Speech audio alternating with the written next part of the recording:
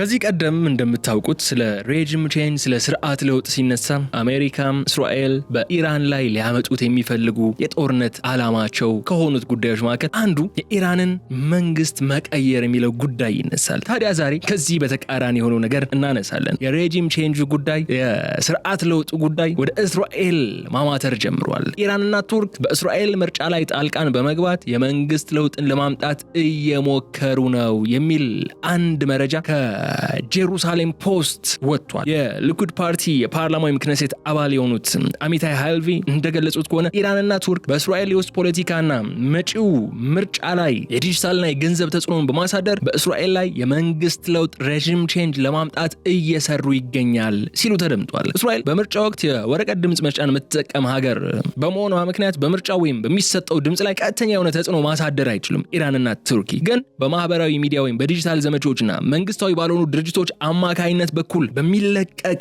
ገንዘብ ህብረተሰቡን ለመከፋፈል እየጣሩ ነው ሲሉ ተደምጧል። እኚህ የሊኩድ ፓርቲ የፓርላማዊ ክኔሴት አባል የሆኑት አሚታይ ሃልቪ በዚህም ቴህራንና አንካራ በእስራኤል የሚገኘውን የወቅቱን ፖለቲካ ክፍተትን በመጠቀም የኔታንያሁ መንግስትን ከስልጣን ማውረድ ዋነኛ ስልታዊ ግባቸውን አድርገው እየተንቀሳቀሱ ይገኛሉ የሚል መረጃ ነው የወጣው። ሃልቪንን ጉዳይ ለሀገሪቱ የደህንነት መስሪያ ቤት ወይም ለሺን ቤት ዳይሬክተር ዴቪድ ዚኒ ማቅረባቸውንም ገልጸው በምርጫ ላይ የሚደረግ ማንኛውም የውጭ ሀገር ጣልቃ ገብነት በፍጹም ሊታለፍ የማይገባው ቀይ መስመር መሆኑን አሳስበዋል። ነገር ግን ኢራንና ቱርክ ይህንን ለማድረግ ለምን ፈለጉ? ማሳካትስ የሚቻል ጉዳይ ነው የሚለውን ዛሬ በልዩ ጥንቅር ቆይታችን የምንመለከተው ነው የሚሆነው። የተከበራችሁ የገበያ ሚዲያ ተከታታዮቻችን አብራችሁን በመቆየት ተከታተሉን፣ ታተርፉበታላችሁ። የገበያ ሚዲያንም ሰብስክራይብ ማድረጋችሁ እንዳትዘነጉ። ቪዲዮውን ከወደዳችሁት ላይክ ማድረጋችሁን አትርሱ።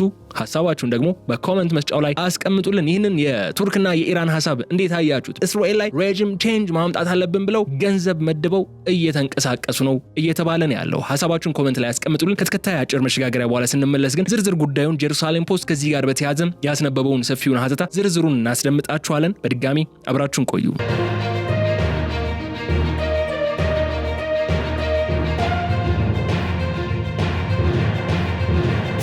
የእስራኤል የፖለቲካ መድረክ በታሪኩ አይቶት በማያውቀው ከፍተኛ የደህንነትና የጂኦፖለቲካ አውሎ ነፋስ ውስጥ ይገኛል። በሀገሪቱ ፓርላማዊ የክኔሴት አባል የሆኑት አሚታይ ሃልቪ ይፋ ያደረጉት አንዱ አስደንጋጭ መረጃ እንደሚያመላክተው ከሆነ የመካከለኛው ምስራቅ ሁለቱ ታላቅ ተጽዕኖ ፈጣሪ ኃይሎች ኢራንና ቱርክ በእስራኤል የውስጥ ፖለቲካ እንቅስቃሴ ላይ ቀጥተኛ ጣልቃ ገብነትን በማድረግ በኢየሩሳሌም የመንግስት ለውጥ ለማምጣት የተቀናጀ እንቅስቃሴ ላይ ይገኛሉ ብለዋል። የተቀናጀ ስልታዊ ዘመቻ በዋናነት ያለመው አሁን በስልጣን መንበር ላይ የሚገኘውን የቤንያሚን ኔታንያሁን አስተዳደር ከስልጣን ማውረድና በእስራኤል ማህበረሰብ ውስጥ ባለፉት ጊዜያት የተፈጠረውን ጥልቅ የፖለቲካ ክፍተት ወደ ላቀ ደረጃ በማሳደግ የሀገሪቱን ብሔራዊ ደህንነትና የመንግስት መዋቅርን ሽባ ማድረግ ላይ ስለመሆኑ ተነስቷል። ይኸው ይፋ የተደረገው የደህንነት መረጃ እንደሚያስረዳው ጥቃቱ በተለመደው የጦር መሳሪያ በሚሳኤል ድብደባ ወይም በድንበር አካባቢ የሚደረግ ወታደራዊ እንቅስቃሴ ሳይሆን በዘመናዊ የዲጂታል ግንባርና በመንግስታዊ ያልሆኑ ድርጅቶች ወይም በኤንጂኦዎች በኩል በሚፈስ የስስ ኃይል ፋይናንስ የሚካሄድ ስልታዊ የሻዶው ጦርነት በኩል ስለመሆኑ ተነስቷል። ይህ ታላቅ የፖለቲካ ክስተት በመካከለኛው ምስራቅ ያለውን የኃይል ሚዛን ሙሉ በሙሉ ሊለወጥ የሚችልና የእስራኤልን የወደፊት የደህንነት ዕጣ ፋንታ ጥያቄ ውስጥ የሚከት ትልቅ መደናገጥን ፈጥሯል። ኢራንና ቱርክ ይህንን አደገኛ እርምጃን ለመውሰድ የተገደዱት በእስራኤል በኩል የሚቃጣባቸውን የዲፕሎማሲያዊና የወታደራዊ ጫናዎችን ለመግታት በማሰብ ሲሆን ለዚሁ ግባቸው ማሳካያ የሚሆን ትልቅ ዝግጅት ሲያደርጉ ስለመቆየታቸውም ተነስቷል። የቴህራንና የአንካራ ስልታዊ ህብረት ዓላማም በእስራኤል ህዝብ ዘንድ ያለውን የስነልቦና ጥንካሬ ማዳቀም፣ በመንግስትና በህዝብ መካከል ያለውን የእምነት ገመድ መበጠስና በመጪው ምርጫ የኔታንያሁ ጥብቅ ደጋፊዎች የሆኑትን የፖለቲካ ኃይሎች መሸርሸር ስለመሆኑ ተነስቷል። የሀገሪቱን ሉዓላዊነት በቀጥታ የሚጋፋው አደገኛ ጣልቃ ገብነት ደግሞ በቴል አቪቭና በኢየሩሳሌም የሚገኙ የደህንነት ተቋማትና የፖለቲካ መሪዎች ትኩረታቸውን ወደ ሳይበርና የስለላ መከላከል እንዲያደርጉ አስገድዷቸዋል። በዚሁ ምክንያት በእስራኤል በመጪው ምርጫ የሀገሪቱን የውስጥ ፖለቲካ አቅጣጫ ብቻ ሲሆን የቀጠናውን አጠቃላይ ጂኦፖለቲካ የኃይል አስተላለፍ የሚወስን ታሪካዊ ክስተት ለመሆን እየበቃ ነው ያለው ተጠባቂው የእስራኤል ቀጣዩ ምርጫ ማለት ነው። ከዚህ ባሻገር ኢራንና ቱርክ በእስራኤል የውስጥ ፖለቲካ ላይ ተጽዕኖ ለማሳደርና የመንግስትን ለውጥ ለማምጣት የተቀናጀ እንቅስቃሴን ሲጀምሩ የሚጠቀሙባቸው ስልቶች የተለመዱ የወታደራዊ ኃይል አማራጮች ሙሉ በሙሉ ያገለሉና እጅግ የረቀቁ የቴክኖሎጂና የፋይናንስ መረቦችን ያካትቱ ናቸው ተብለዋል። እስራኤል ለሀገራዊ ምርጫ ሂደቷ በዲጂታል ወይም በኤሌክትሮኒክስ ዘዴ ፋንታ ሙሉ በሙሉ በአካል የሚፈጸም የወረቀት ድምጽ መስጫ ሂደትን የምትጠቀም ሀገር እንደመሆኗ መጠን የውጭ ኃይሎች በቀጥታ ወደ ምርጫ ኮምፒውተሮች ወይም የድምጽ መቁጠሪያ ሶፍትዌሮች ውስጥ ዘልቀው በመግባት የኮምፒውተር ማጭበርበር ወይም የሃኪንግ ሂደት አከናውነው ድምጹን መቀየር አይችሉም፣ የምርጫ ውጤቱን መቀየር አይችሉም። ሆኖም ግን የቴህራንና የአንካራ ስልታዊ ዘመቻውን ትኩረት ያደረገው የምርጫ ሳጥኖቹ ላይ ሳይሆን ቀጥታ ድምጽ ሰጪው የእስራኤል ህዝብ አእምሮና ስነ ልቦናዊ እይታ ላይ ነው። ይህንን ዘመናዊ ዲጂታል ጦርነት ለማስፈጸም ደግሞ ኢራንና ቱርክ በሺዎች የሚቆጠሩ የውሸት የማህበራዊ ሚዲያ መለያዎችን፣ የተራቀቁ የአርቲፊሻል ኢንተለጀንስ ቦቶችን ወይም ኤአይ ቦት እንዲሁም የተቀናጁ የሐሰት የመረጃ ስርጭት መረቦችን በመገንባት በስፋት አሰማርተዋል ብለዋል የጄሩሳሌም ፖስት ዘገባ። እነዚህ የሳይበር ሰራዊቶች በዋና ዋና የማህበራዊ ሚዲያ መድረኮች ማለትም በፌስቡክ፣ በኤክስ በቀድሞ ትዊተር ማለት ነው፣ በቴሌግራምና በቲክቶክ ላይ በመሰማራትም በእስራኤል ህብረተሰብ ውስጥ ባሉ ስስ የሆኑ ጉዳዮች ላይ ያተኮሩ ከፋፋ የሆኑ አጀንዳዎችን ሌት ተቀን እየበተኑ ነው የሚል ሐሳብም ተነስቷል። የዘመቻው ዋና ዓላማ የግራና የቀኝ ክንፍ ፖለቲከኞች ደጋፊዎችን እርስ በርሳቸው እንዲጋጩ በማድረግ የሃይማኖትና የሴኩላር ክፍፍሎችን ማጉላትና በህዝቡ ዘንድ በወቅቱ የመንግስት አመራሮች ላይ የነበረውን ቅሬታና ዋስትናን የማጣት ስሜት እስከ መጨረሻው ጥግ ድረስ መግፋትና ማሳደግ ስለመሆኑ ተነስቷል። ከዲጂታሉ የሳይበር ዘመቻ ጎን ለጎን በተለያዩ መንግስታዊ ባልሆኑ ድርጅቶች ወይም ኤንጂኦዎችና በሲቪል ማህበራት ስም የሚፈሰው ስውር የፋይናንስ ገንዘብም መስመሩም ሁለተኛውና እጅግ አደገኛ ስልታዊ መሳሪያ ሆኖ ብቅ ብለዋል። ኢራንና ቱርክ በእነዚህ ድርጅቶች በኩል የሚያፈሱት ከፍተኛ ገንዘብ የማህበራዊ ውጥረቶችን የሚያቀጣጥሉ እንቅስቃሴዎችን ለመደገፍ ተደጋጋሚ የተቃውሞ ሰልፎችን እንዲቀሰቀሱ ለማድረግና በቤንያሚን ኔታንያሁ አስተዳደር ላይ የሚነሱ ተቃውሞችን በገንዘብ ኃይል ታግዘው ይበልጥ እንዲስፋፉ ለማስቻል የሚውል ነው እየተባለ ነው ያለው። እነዚህ ስውር የገንዘብ ፍሰቶችና የዲጂታል ፕሮፓጋንዳዎች ተቀናጅተው መስራታቸው ደግሞ የእስራኤልን የውስጥ ፖለቲካዊ መረጋጋት ከባድ አደጋ ውስጥ የሚከት ሲሆን ይህም የዘመኑ የዲጂታልና የገንዘብ ስስ የሆነውን ኃይል ሶፍት ፓወር የጦር መሳሪያ ሳይተኮስ የመንግስታትን ህልውና እንዴት ማናጋት እንደሚችል ግልጽ ማሳያ ሆኖ እየተቀመጠ ይገኛል። ይህንን በሀገሪቱ ህልውናና በብሔራዊ ደህንነት ላይ የተቃጣ ጥልቅ የጂኦፖለቲካ ስጋት ወደ የፖለቲካ ውይይት መድረክ ይፋ አድርገው ያወጡት በእስራኤል ገዢ ፓርቲ በሊኩድ ፓርቲ ክነሴት አባል የሆኑት ወይም የፓርላማ አባል የሆኑት አሚታይ ሄልቪ ናቸው። ሄልቪ በፓርላማ ልዩ መድረክና ለሀገሪቱ ታዋቂ መገናኛ ብዙሃን ባደረጉት ይፋዊና ድንገተኛ ቃለመጠይቆችና መግለጫዎች የቴህራንና የአንካራ የተቀናጀ እንቅስቃሴ ከተራ ዲፕሎማሲያዊ ፍጭት ወይም ከቀጠናዊ የፖለቲካ ሽቅድድም ሙሉ በሙሉ ያመለጠ መሆኑን ሲገልጹ ተደምጧል። እንደ ሄልቪ ማብራሪያ ከሆነ የሁለቱ ሀገራት ድርጊት የእስራኤልን ታሪካዊ ሉዓላዊነት፣ የህገ መንግስታዊ ስርዓቱን ህልውናና የህዝቡን ነፃ ውሳኔን የመስጠት ተፈጥሮአዊ መብት በቀጥታ የሚጋፋ አደገኛ ድርጊት ነው ብለውታል። የፓርላማ አባሉ ባቀረቡት ክስና የደህንነት ስጋት ማብራሪያ መሰረት የውጭ ሀገራት በዲጂታል ዘመቻዎች፣ በሳይበር ሰራዊቶችና በመንግስታዊ ባልሆኑ ድርጅቶች ሽፋን በእስራኤል የምርጫ ሂደት ላይ ጣልቃ በመግባት የራሳቸውን የፖለቲካ ፍላጎት ለማስፈጸም የሚያደርጉት ጥረት በምንም አይነት መስፈርት ሊታለፍ የማይገባው ነው ሲሉ ነው የተደመጡት። ሄልቪ ይህንን የውጭ ጣልቃ ገብነት እንቅስቃሴ በእስራኤል የደህንነትና የፖለቲካ ታሪክ ውስጥ በፍጹም የማይታለፍና አፋጣኝ ምላሽን የሚሻ አደገኛ ቀይ መስመር ነው ሲሉም ጠርተውታል። አሚታይ ሄልቪ አጽንኦት ሰጥተው እንዳብራሩት በምርጫ ወቅት በእስራኤል ህብረተሰብ ውስጥ ያሉትን ተፈጥሮአዊ የሃይማኖት፣ የሴኩላሪዝም እንዲሁም የፖለቲካ ልዩነቶችን እንደ መሳሪያ በመጠቀም በሀገሪቱ መዋቅር ውስጥ ከፍተኛ መረጋጋት ማጣት እንዲፈጠር ማድረግ የብሔራዊ ደህንነት አደጋ ነው ብለው ያምናሉ።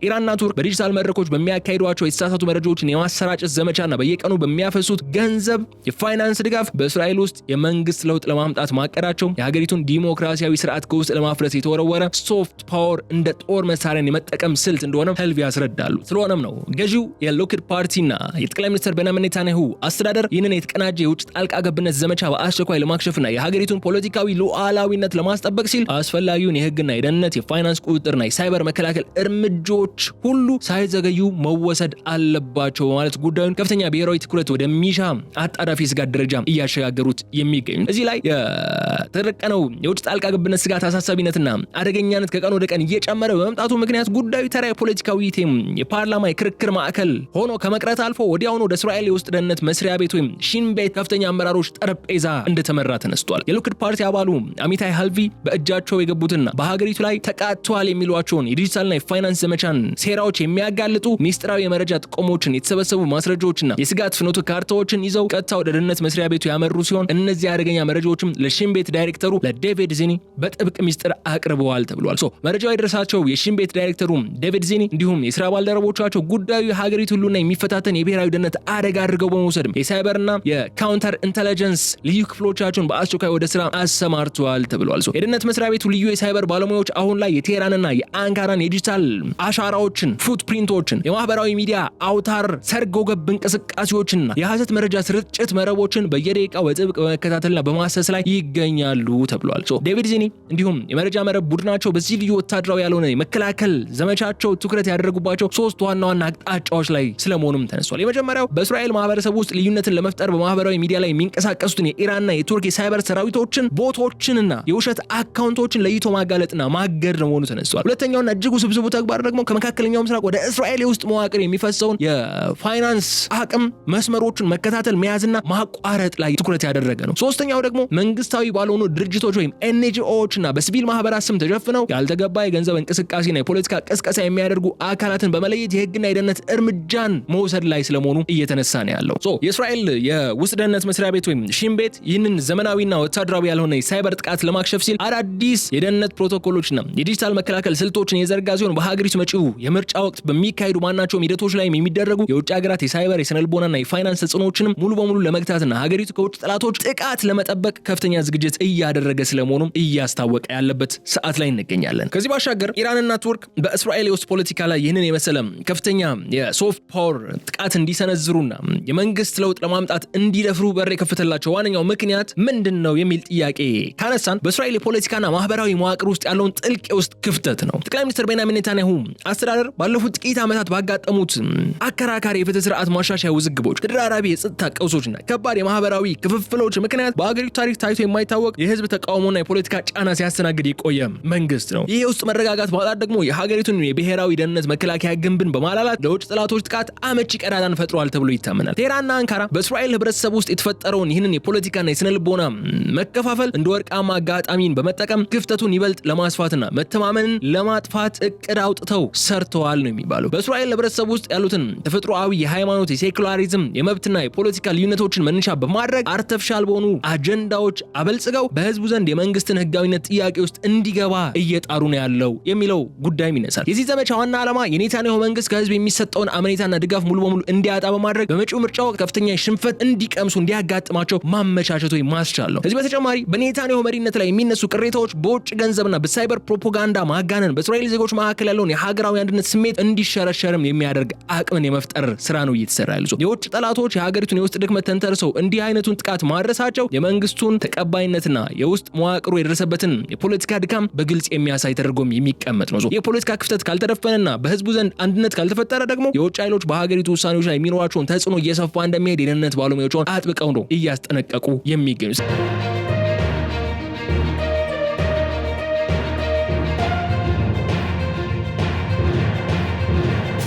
ግን የቴህራንና የአንካራ ስልታዊ ግቦች ምንድን ናቸው? ለምን ኔታንያሁና መንግስታቸውን መጣል ፈለጉ የሚለው ቁልፍ ጥያቄ ነው። ወደሱ እናምራ። ኢራንና ቱርክ በታሪካቸው በሃይማኖታዊ አወቃቀራቸውና በረጅም ጊዜ ጂኦፖለቲካ ፍላጎታቸው የተለያዩ ሀገራት ቢሆኑም በእስራኤል የውስጥ የፖለቲካና በጠቅላይ ሚኒስትር ቤንያሚን ኔታንያሁ አስተዳደር ላይ ግን ሙሉ በሙሉ አንድ ወጥ የሆነ ስልታዊ አቋም አላቸው። ሁለቱ የክልሉ ታላላቅ ኃይሎች በእስራኤል የምርጫ ሂደት ላይ ጣልቃ በመግባት የኔታንያሁን መንግስት ከስልጣን ማውረድ ዋነኛ ግባቸው ያደረጉበት ምክንያት የተለያየ ቢሆንም ውጤቱ ግን በጋራ አጀንዳ ላይ እንዲሰለፉ አድርጓቸዋል። ለምን? ኔታንያሁ በስልጣን ላይ እንዲቀጥል የሚፈልጉ ስላልሆኑ ሁለቱ ሀገራት። ለቴህራን የቤንያሚን ኔታንያሁ አስተዳደር ለኢራን ብሔራዊ ደህንነትና የቀጠናው የበላይነት ዋነኛውና አደገኛው ስጋት ሆኖ ይቆጠራል። ኔታንያሁ በሶሪያ፣ በሊባኖስ እንዲሁም በራሷ በኢራን የኒውክሌር እንዲሁም ወታደራዊ መሰረተ ልማቶች ላይ በተደጋጋሚ የሚሰነዝሯቸው የከረሩ ጥቃቶች፣ ኢንተለጀንስ ዘመቻዎችና በኢራን ከፍተኛ መሪዎች ላይ በተወሰዱ ገዳይ እርምጃዎች በበላይነት ሲመሩ የነበሩ በመሆናቸው ምክንያት ኢራን እኚህ ሰው ከስልጣን እንዲወገዱላት ትፈልጋል። ኔታንያሁ ከስልጣን መወገድ ማለት ለቴህራን በወታደራዊና በደህንነት በኩል የሚሰነዘርባትን ቀጥተኛ ጫና መቀነስ፣ የቀጠናውን የኃይል ሚዛን ወደ ራሷ ማዞርና የኒውክሌር መርሃ ግብሯን ያለ ከፍተኛ ስጋት ለማስቀጠል የሚያስችል ትልቅ ስልታዊ እድል እንደመፍጠር አድርጋ ትቆጥሯለች። በሌላ በኩል የቱርኩ ፕሬዝዳንት ሬሲፕ ጣይብ ኤርዶጋን የምትመራው ቱርክ በመካከለኛው ምስራቅና በኢስላሚክ ወርልድ ላይ ያለውን የፖለቲካ መሪነት ለማረጋገጥና በጋዛ ጉዳይ ላይ ጠንካራ አቋማቸውን ለማንጸባረቅ የኔታንያሁን ከስልጣን መነሳት አጥብቀው ይፈልጋሉ። አንካራ የእስራኤልን የቀጠናው የበላይነት ለመስበር በኢየሩሳሌም ላይ የሚኖራትን የፖለቲካና የዲፕሎማሲ ተጽዕኖ ለማሳደግ እንዲሁም የራሷን የውጭ ፖሊሲ ፍላጎቶች ለማስፈጸም የኔታንያሁ ውድቀት እጅግ አስፈላጊ እንደሆነ ታምናለች። ቱርክም ምንም እንኳን ኢራንና ቱርክ በሌሎች የቀጠናው ጉዳዮች ላይ የተለያዩ አቋሞች ያሏቸው ሀገራት ቢሆንም የሁለቱ ሀገራት የጋራ ጠላት ቤንያሚን ኔታንያሁ ነው በሚለው ግን ይስማማሉ። በእስራኤል የምርጫ ሂደት ውስጥ የመንግስት ለውጥ ሬጂም ቼንጅ የማምጣት ስልታዊ ግብ ላይ እንዲጣመሩና የዲጂታል እንዲሁም የፋይናንስ አቅማቸውን በጋራ አስተባብረው እንዲንቀሳቀሱ ያስገደዳቸው ያ የጋራ ግባቸው ነው ኔታንያሁና መንግስታቸው ከስልጣን መወገድ አለባቸው የሚለው ነጥብ ማለት ነው። ይህ ጉዳይ ማሳካት ይቻላል ወይ? የስኬት እድሉና የዲጂታል ተጽዕኖ ወሰኑ ምን ያክል ነው የሚለውን ጉዳይ ደግሞ እናንሳ። ለምን ከተባለ ሬጂም ቼንጅ ማለት በጣም ብዙ አቅምን የሚፈልግ አሜሪካና እስራኤል የኢራንን ቁልፍ ወታደራዊና ሲቪል እንዲሁም የሃይማኖታዊ መሪዎችን አስወግደው እንኳን ሊሳካላቸው ያልቻለ ጉዳይ ነው። ቱርክና ኢራን በዲጂታልና በፋይናንስ ብቻ ፈንድ አድርገው በእስራኤል ውስጥ ሬጂም ቼንጅ ማሳካት ይችላሉ ወይ የሚለው ጥያቄ ቁልፍ ጥያቄ ነው። ማሳካት ይቻላል ወይ የሚለውን ጉዳይ እንመልከተው። የቴህራንና የአንካራ የተቀናጀ የዲጂታልና የፋይናንስ ዘመቻ በእስራኤል የፖለቲካ መድረክ ላይ ትልቅ ውጥረት መፍጠሩ ባይካድም ያው ሊፈጥር ይችላል። ያንን ነገር ልንክድ አንችልም። ዋናውና መሰረታዊ ጥያቄ ግን ኢራንና ቱርክ በእስራኤል የምርጫ ሂደት ላይ ጣልቃ በመግባት የመንግስት ለውጥ የማምጣት ስልታዊ ግባቸው በእርግጥ ማሳካት ይችላሉ ወይ ተጽዕኖ ከማሳደር ውጭ የሚለው ነው። የቀጠናው የፖለቲካና የደህንነት ባለሙያዎች ይህንን ጉዳይ በሁለት ዋና አቅጣጫዎች በመክፈል ይመለከቱታል ወይ ሲተነትኑ እየተደመጡ ነው። በአንድ በኩል የእስራኤል የምርጫ ስርዓት የራሱ የሆነ ልዩና ጠንካራ የመከላከያ መዋቅር አለው። የእስራኤል ምርጫ ሂደቷን የምትጠቀመው ሙሉ በሙሉ በወረቀት ድምጽ መስጫና በአካል በሚደረግ የድምጽ ቆጠራ ሂደት ላይ የተመሰረተ ባህላዊ ሊባል በሚችል አሰራር በመሆኑ ምክንያት የውጭ ሳይበር ኃይሎች ወይም ሰርጎ ገቦች በቀጥታ ወደ ምርጫ ኮምፒውተሮች በመግባት የምርጫ ውጤቱን በኤሌክትሮኒክስ መንገድ የመቀየር ወይም የማጭበርበር ድላቸው ዜሮ ያህል ነው። የእስራኤል የሳይበር ደህንነት ተቋማት የካውንተር ኢንተለጀንስ ክፍሎችና የሽን ቤት የመረጃ መረብ አቅም በዓለም አቀፍ ደረጃ እጅግ ዘመናዊ ከሚባሉት ወገን የሚመደብ በመሆኑ የቴህራንና የአንካራ ዲጂታል ፉትፕሪንቶችን የቦት አካውንቶችና የስውር የፋይናንስ ፍሰቶችን በፍጥነት የመለየት የማገድና የማክሸፍ እድላቸው እጅግ ከፍተኛ ነው። በሌላ በኩል ግን የዲጂታል ዘመቻዎችንና የስስ ኃይሎች ተጽዕኖዎችን ኢላማ በቀጥታ የምርጫ ሳጥኑን ማጭበርበር ሳይሆን የመራጩን ህዝብ ስነልቦናዊ አመለካከት መቀየር ላይ ነው። ኢራንና ቱርክ በሺዎች የሚቆጠሩ የውሸት የማህበራዊ ሚዲያ መለያዎችን በመክፈት የሚያሰራጩት መረጃና በመንግስታዊ ባልሆኑ ድርጅቶች በኩል የሚያፈሱት ገንዘብ በህዝቡ ዘንድ ያለውን ማህበራዊ ውጥረት ሊያባብሰው የፖለቲካ ንግግሩን መስመር ሊያስተውና በጠቅላይ ሚኒስትር ቤንያሚን ኔታንያሁ አስተዳደር ላይ የሚነሱ ቅሬታዎችን ይበልጥ ሊያጋግለው የሚችልበት አቅም አለ። ሆኖም ግን እነዚህ ዲጂታልና የፋይናንስ ተጽዕኖዎች የመራጩን ህዝብ ውሳኔ እስከመድረስ ሊለውጡ ይችላሉ የሚለው ወሰን ያለው ጉዳይ ነው። የእስራኤል መራጭ ህዝብ በዋናነት ውሳኔ የሚሰጠው በሀገሪቱ ነባራዊ የደህንነት ሁኔታ በኢኮኖሚና በራሱ የፖለቲካዊ እምነት ላይ ተመስርቶ ነው። የውጭ ፕሮፓጋንዳዎች ብቻቸውን ሙሉ የመንግስት ለውጥ ለማምጣት የሚያስችሉበት እድል እጅግ ጠበብ ያለና ውስብስብ እንዲሆን ያደርገዋል። ስለሆነም የኢራንና የቱርክ ዘመቻ ከፍተኛ የፖለቲካ ውጥረትና የደህንነት ስጋት መፍጠር የሚችል አቅም ቢኖረውም የመንግስትን ለውጥ የማምጣት የመጨረሻ ግባቸውን ማሳካት የመቻላቸው ሁኔታ ግን እጅግ አጠራጣሪ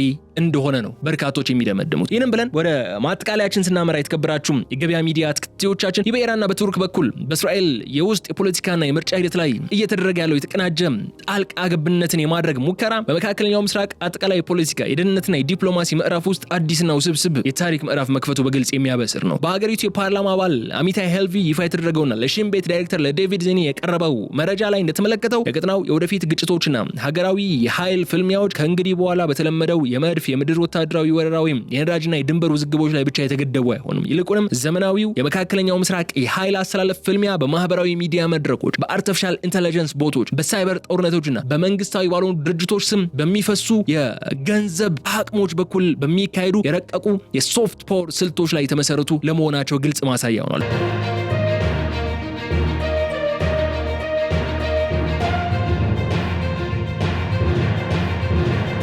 ኢራንና ቱርክ በእስራኤል የምርጫ መድረክ ላይ ያሰማሩት ይህ የስስ የሆነው የኃይል የዲጂታል ዘመቻ የቀጠናው ሀገራት የጥላቶቻቸውን የውስጥ ህዝባዊና ፖለቲካዊ ክፍተቶችን ተንተርሰው የመንግስት ለውጥ ለማምጣት የሚሄዱበትን አዲስ ስልት የሚያሳይ ነው። የጠቅላይ ሚኒስትር ቤንያሚን ኔታንያሁ አስተዳደርን ከስልጣን ለማውረድ የተካሄደው ይህ የቴህራንና የአንካራ የተቀናጀ ጥረት ወደፊት በሚደረጉ በእስራኤል በኢራንና በቱርክ መካከል ባሉ ሶስትዮሽ ጉዳዮች የደህንነትና ወታደራዊ ግንኙነቶች እንዲሁም የዲፕሎማሲ ሂደቶች ላይ ጥቁር ጥላ ማሳረፉ የማይቀር ነው የሚሆነው። የሁለቱ ሀገራት ድርጊት የእስራኤልን ብሔራዊ ሉዓላዊነት በቀጥታም የደፈረ አደገኛ እርምጃ ተደርጎ በመወሰዱ ምክንያት በኢየሩሳሌም በኩል የካውንተር ኢንተለጀንስና የሳይበር ማጥቃት እርምጃዎች እንዲቀሰቅስ መንስኤ ሊሆን ይችላል። በተጨማሪም በእስራኤል በመጪው ምርጫ ላይ የሚፈጠር ማንኛውም የፖለቲካ ውጤት የሀገሪቱ የውስጥ አመራር መዋቅር ለመወሰን ብቻ ሲሆን በአጠቃላይ በመካከለኛው ምስራቅ ያለውን የኃይል ሚዛን፣ የኒኩለር ሁኔታዎችና የቀጠናውን የደህንነት ስነ ምህዳር ሙሉ በሙሉ የሚቃኝ ነው የሚሆነው።